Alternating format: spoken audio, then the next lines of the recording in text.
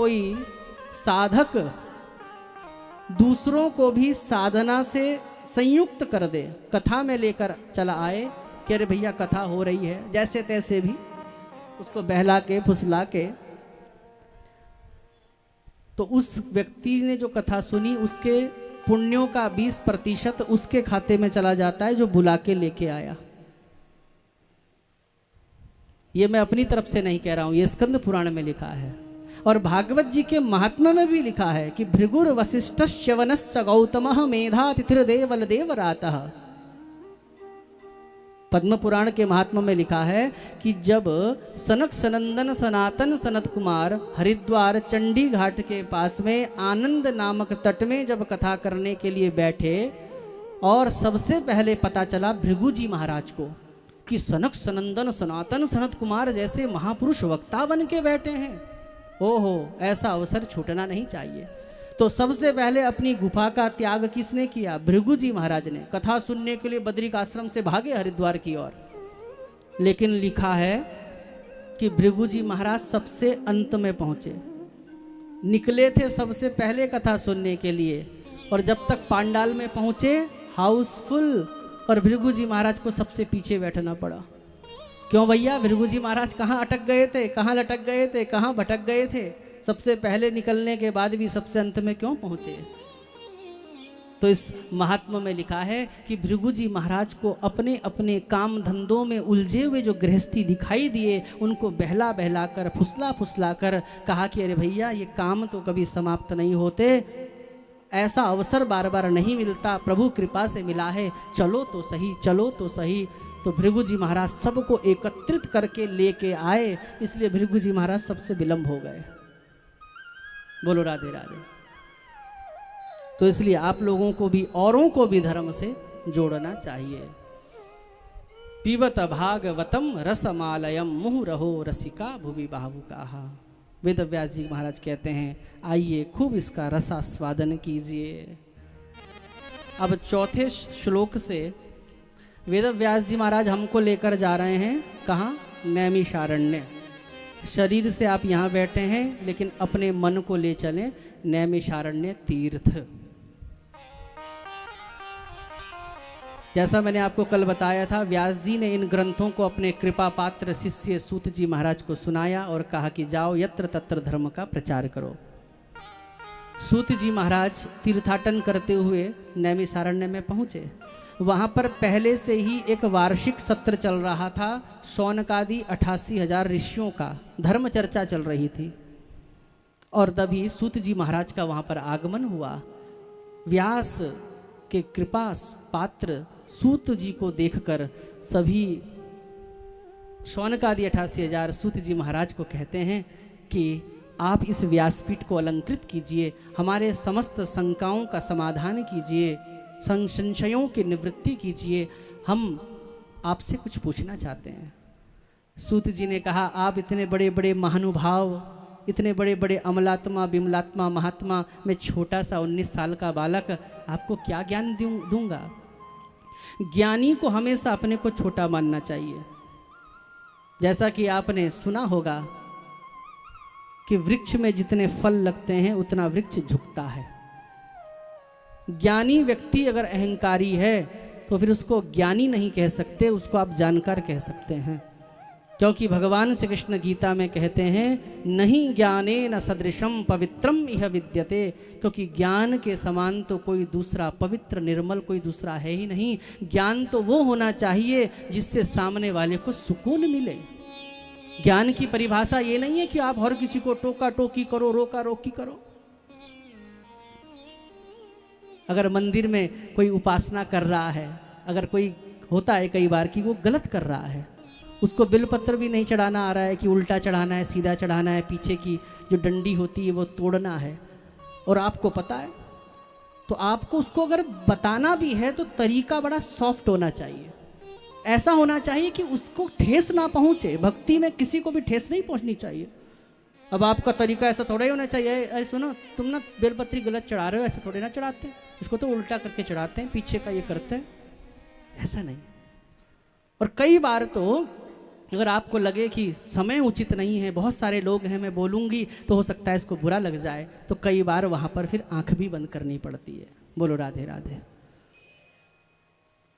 तो ज्ञान जो होता है दूसरे को पवित्र, दूसरे को निर्मल, दूसरे को शांति प्रदान करने वाला होता है। यदि आपका कोई ज्ञान दूसरे को ठेस पहुंचाता है तो वो ज्ञान नहीं है।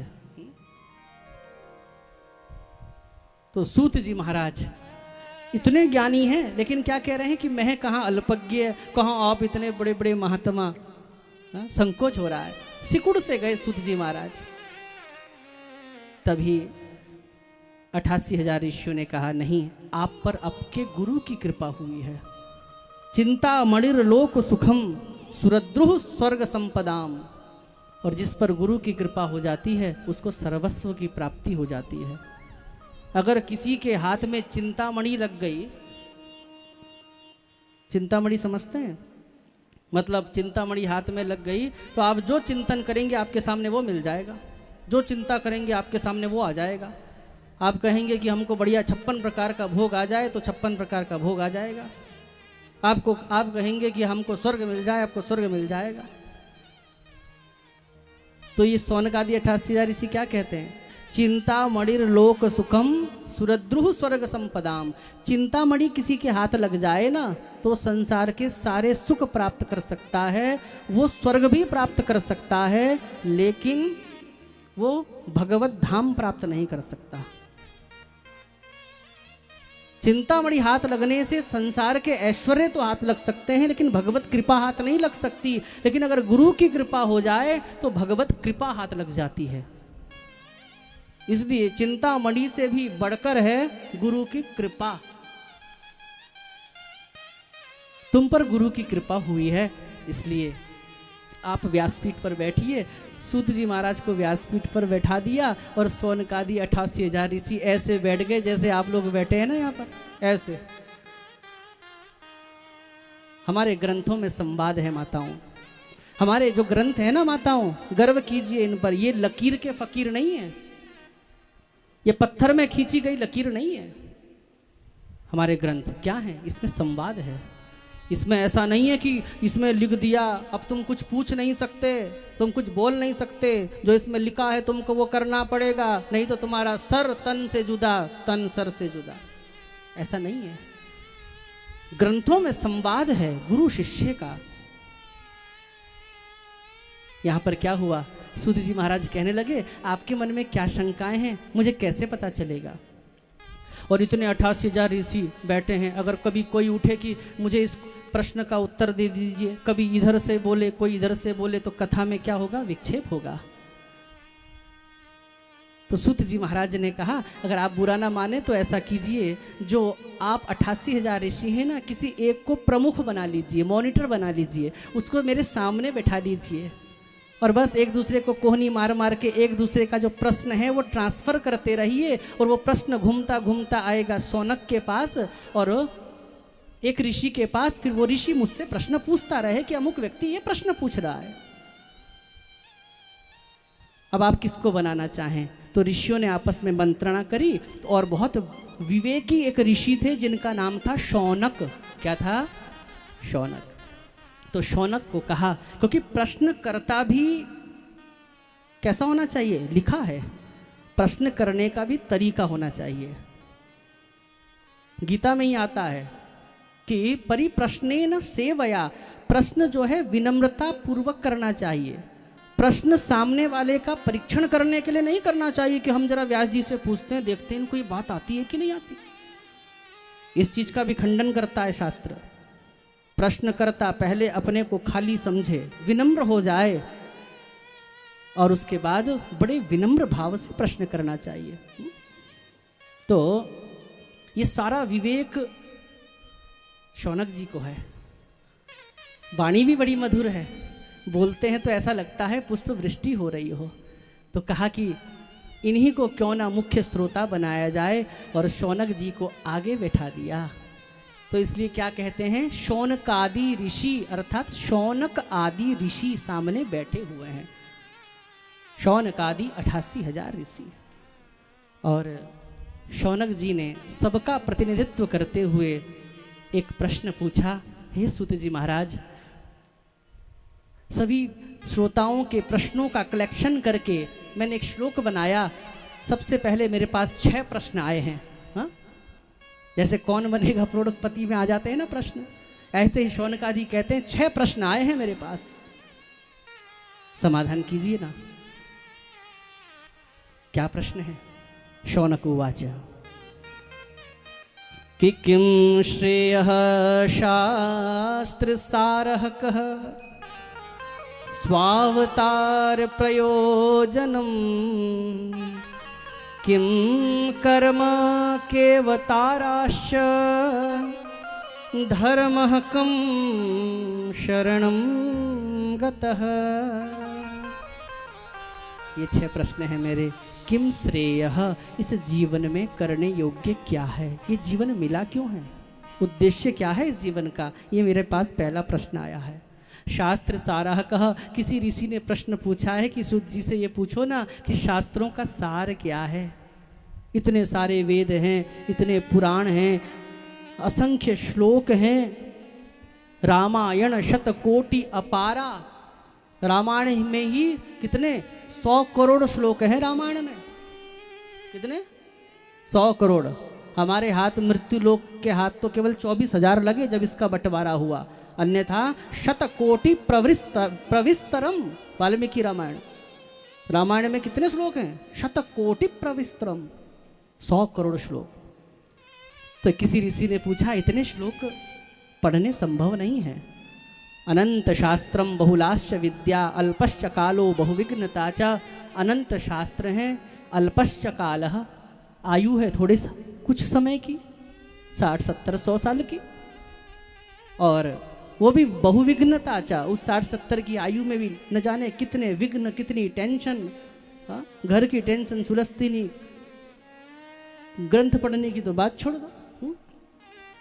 तो इसलिए सूत जी से पूछो ना, शास्त्र सारः कहा, इन शास्त्रों का जो निचोड़ है ये हमको इसका रस मिल सकता है क्या? ये शास्त्र कहना क्या चाहते हैं 2 शब्दों में?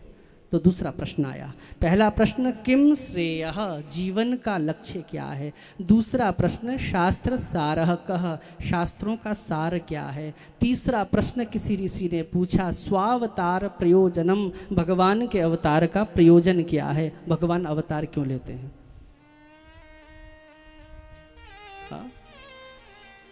चौथा प्रश्न किम कर्म, भगवान जब आते हैं तो क्या क्या कर्म करते हैं। केवताराश्च, 5वां प्रश्न आया है, भगवान के अवतार कितने। 6ठा प्रश्न आया है कि धर्मः किम शरणं गतः, जब भगवान इस धरती को छोड़कर चले जाते हैं तो वो धर्म किसकी शरण ग्रहण करता है, वो धर्म किसकी शरण में सुरक्षित महसूस करता है। हमको ये 6 प्रश्न आप बताइए। तो सूत जी महाराज कहते हैं, इन समस्त प्रश्नों का उत्तर तो मैं देखता हूँ श्रीमद् भागवत ही है, इसलिए पहले आपको इन 6 प्रश्नों का उत्तर संक्षेप में सुनाता हूँ, उसके बाद मैं आपको पूरी श्रीमद् भागवत कथा सुनाऊंगा। इसमें समस्त प्रश्नों के उत्तर आपको प्राप्त हो जाएंगे। इसमें केवल 6 प्रश्नों के उत्तर नहीं, इसमें कम से कम आपके 6 करोड़ प्रश्नों के उत्तर प्राप्त हो जाएंगे। भागवत वो ग्रंथ है। और तब सूत जी महाराज ने कथा श्रवण कराना प्रारंभ किया। बोले, पहले मैं व्यास नंदन शुकदेव जी को प्रणाम कर लूँ, जिन्होंने इस कथा को इतना सुमधुर बनाया। तो सूत उवाचा, सूत जी कथा सुनाने से पहले अपने गुरु जी को प्रणाम कर रहे हैं। आप भी अपने अपने गुरु को प्रणाम कर लें। सूत उवाच यं प्रव्रजन्तमनुपेतमपेतकृत्यं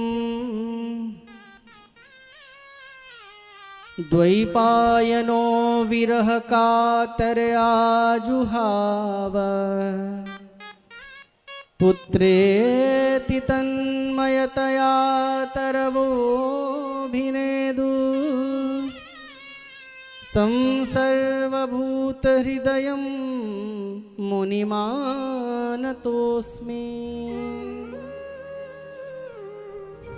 मैं अपने गुरु तुल्य गुरुपुत्र श्री सुखदेव जी महाराज को प्रणाम करता हूँ, जो पैदा होते ही माँ की नाल को ही अपने हाथ से तोड़कर उसको जनेऊ के रूप में कंधे में धारण करके जो वन की ओर चले गए और बद्रीनाथ की किसी कंदरा में समाधिस्थ हो गए, जिनको उनके पिता व्यास जी ने बड़ा रोकने का प्रयास किया, लेकिन अपने पिता को जिन्होंने एक बार भी पीछे मुड़कर नहीं देखा, ऐसे निर्मोही श्री सुखदेव जी महाराज, ऐसे परमहंस जन्म सिद्ध महात्मा जो गर्भ से ही सिद्ध है, जिसको गर्भ में ही भगवान द्वारिकाधीश का आशीर्वचन प्राप्त हो चुका है कि जब तुम पैदा होंगे हे सुखदेव तुमको जगत की माया नहीं व्यापेगी, ऐसे जन्म सिद्ध महात्मा